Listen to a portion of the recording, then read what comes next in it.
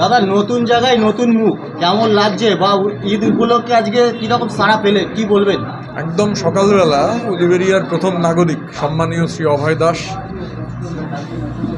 তার নেতৃত্বে এবং আরও সবাই, এখানে আমাদের পার্টির ব্লকের সভাপতি আকবর শেখ, মঈনুদ্দিন, মিদ্দে বাদশাহ, বেনুদা, চন্দন চক্রবর্তী, আমাদের যুবর সভাপতি, আরও সকাল থেকেই আমরা একেবারে চেঙ্গাইল থেকে শুরু করেছি, সকাল থেকেই চলছে এবং আরও অনেক রাত অবধি হবে।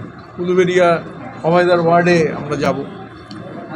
তো আজকে যেহেতু ঈদ উল ফিতর, পবিত্র ঈদ, সবাইকে ঈদের শুভেচ্ছা, সবার সঙ্গে শুভেচ্ছা বিনিময় করছি। মানে এমন একটা সময় এবারের ঈদটা বিশেষভাবে তাৎপর্যপূর্ণ, কেননা মানে এই আমি যেতে যেতে দেখছিলাম ঈদ উপলক্ষে সম্প্রীতি মেলা, মানে ঈদ থেকে তো সম্প্রীতি, শান্তি এগুলোর বার্তা দেওয়া হয়। এইরকম একটা অবস্থায় দাঁড়িয়ে মানে বাংলার মাটিতে বাংলার সাধারণ মানুষের অধিকার কেড়ে নেওয়ার একটা প্রচেষ্টা চলছে। এই যে 1,20,00,000 যে সংখ্যা বিজেপি বলেছিল, বিজেপির নেতারা বলেছিল যে 1,20,00,000 মানুষ, সেই মানুষের নাম বাদ যাবে, দেখা যাচ্ছে ডিলিশন এবং অ্যাডজুডিকেশন মিলিয়ে সংখ্যাটা সেই 1,20,00,000-এ দাঁড়িয়ে আছে।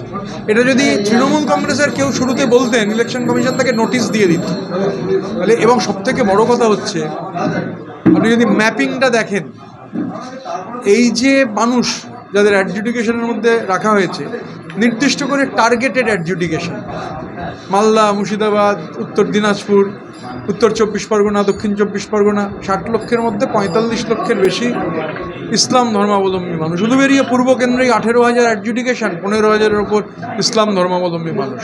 তাহলে এই যে স্পেসিফাইড টার্গেটিং, এগুলো আমাদের ভারতবর্ষের যে ধারণা, আমাদের যে সংবিধান, আমাদের মূল শক্তি হচ্ছে আমাদের সংবিধান, আমরা ধর্মনিরপেক্ষ দেশ।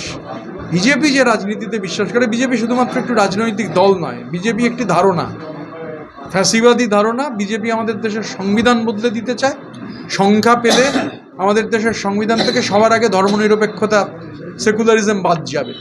স্বাভাবিকভাবে বিজেপির বিরুদ্ধে এটা ঐক্যবদ্ধ লড়াইয়ের সময়, আর এটা প্রমাণিত যে, এবং আমি যেখানেও শুভেচ্ছা বিনিময় করতে গেছি, মানুষ যেভাবে দিদির প্রতি সমর্থন জানাচ্ছেন, যে লড়াই দিদি লড়ছেন, অভিষেক বন্দ্যোপাধ্যায় যেভাবে লড়াইয়ে নেতৃত্ব দিয়েছেন, স্বাভাবিকভাবে এটা খুবই ইতিবাচক।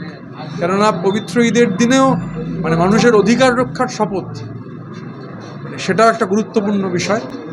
আমাদের চলছে সকাল থেকে কর্মসূচি, নেতৃত্বের তারা সঙ্গে রয়েছেন, রাত অবধি চলবে। এই কেন্দ্র থেকে কীরকম মার্জিন পাওয়া যাবে বলে মনে হচ্ছে? এগুলো আমরা ধীরে ধীরে সাংগঠনিকভাবে মানুষের কাছে আমাদের কথা আমাদের পৌঁছে দিতে হবে, সেটা আমরা করব। আমাদের সোমবার দিন আমাদের কর্মী সভা আছে, আমাদের অভিভাবক সম্মানীয় পুলক রায় তিনি থাকবেন, বাকি সমস্ত নেতৃত্ব থাকবেন রবীন্দ্র ভবনে। আমরা সাংগঠনিকভাবে আলোচনা করে সবে, আর আজকে তো রাজনীতির দিন নয়, পবিত্র ঈদের শুভেচ্ছা বিনিময়, কিন্তু যেহেতু মানুষ আক্রান্ত, মানুষের অধিকার কেড়ে নেওয়ার চেষ্টা চলছে এবং এত মানুষ জানেন না তাদের কি হবে, নিজ ভূমে তারা আবার পরবাসী হবেন কিনা, তো স্বাভাবিকভাবে সেই কথা উঠে আসছে।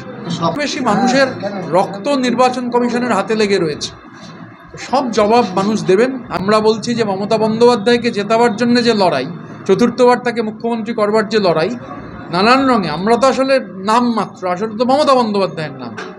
তো নাম যখন লেখা হবে, ভোটে চতুর্থবার ওনাকে মুখ্যমন্ত্রী করবার জন্য যখন প্রচার চলবে, আমরা আমাদের কর্মীদের বলেছি অল্প করে ঘুষোকালি পার্টি অফিসে রেখে দিন।